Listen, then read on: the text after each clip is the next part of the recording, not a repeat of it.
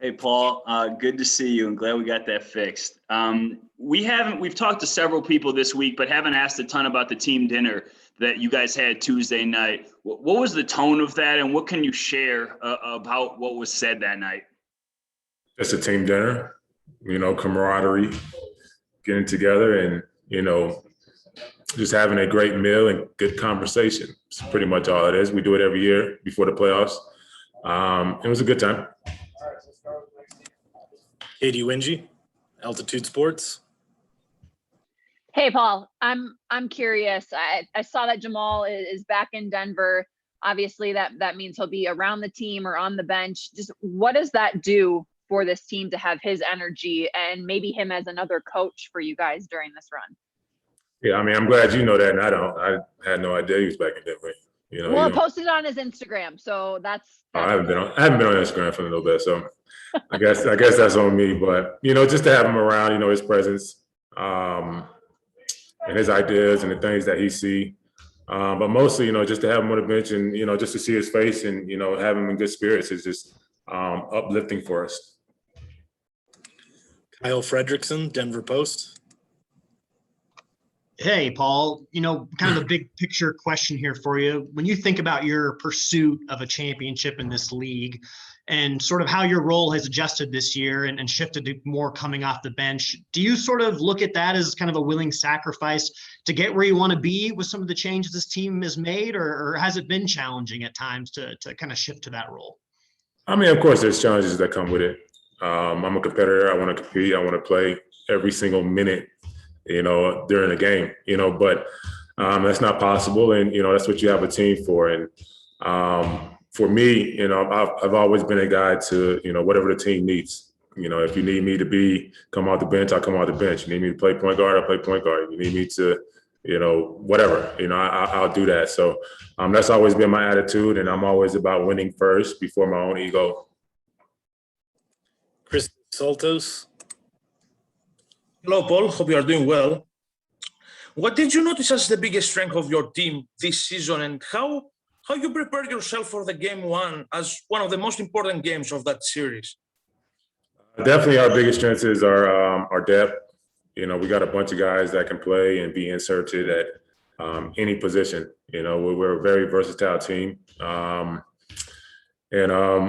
we just look to get out there and just play our game in game one. We're not going to do anything special. We're going to play our game. We're going to do what got us, that's made us successful, during the past. And we're not going to change too much of that.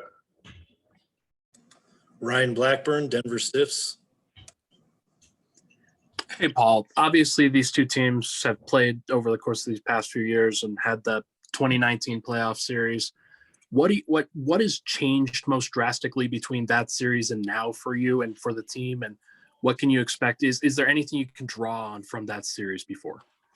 Not a whole lot, but, feelings, the feeling of losing to them in game 7 here at home still sticks with us a little bit. But, the things that changed is, us being into playoffs last year and making it to the Western Conference Finals.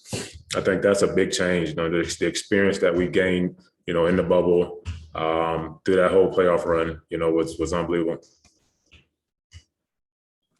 Chris Dempsey, Altitude Sports.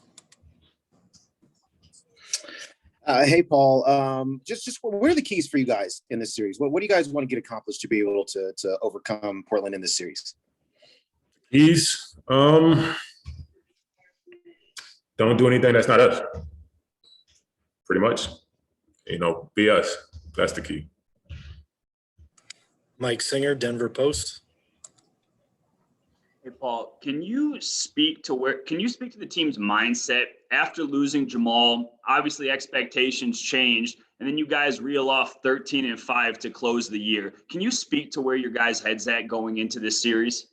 Whose expectation changed? Our expectation didn't change. We missed one of our guys due to injury, but our mentality has not changed at all. We're still in it to win an NBA championship, and that's not going to change at all. It doesn't matter who we lose. Kyle Fredrickson, Denver Post. Hey, Paul, one obvious difference from 2019 to this series is Nurkic being healthy. What makes him sort of a unique challenge to defend? He's a big body, strong roller to the basket, physical rebounder. Those are the challenges that he brings. But that is a difference. He does make a big difference for the team. Mike Singer, Denver Post. Hey, Paul, just to follow up on the keys, how significant is rebounding considering how good of an offensive rebounding team they are? It's kind of one of their staples. It's been a key to our success over the years. When we are rebound teams, we typically win. And that's definitely going to be a point of emphasis going into this game. They got some really good offensive rebounders, some elite offensive rebounders, and we're going to have to do a great job of keeping them off the glass. All right, that'll do it. Thank you, Paul. Thank you.